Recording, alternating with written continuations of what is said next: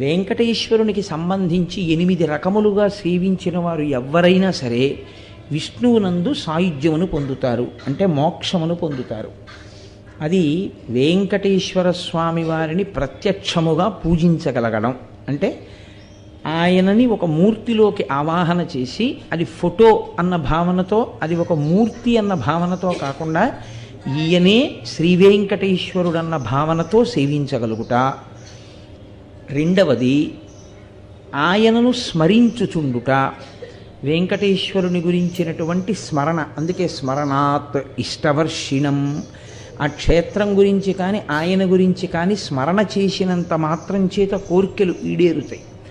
కాబట్టి స్మరించుట. 3, ఏ పని చేస్తున్నా ఇది వెంకటేశ్వర స్వామి వారి కార్యం అనుకుని చేస్తూ ఉండడం. అలా అనుకుని చేసేటప్పుడు ధర్మ వ్యతిరేకమైన కార్యం చెయ్యడానికి అసలు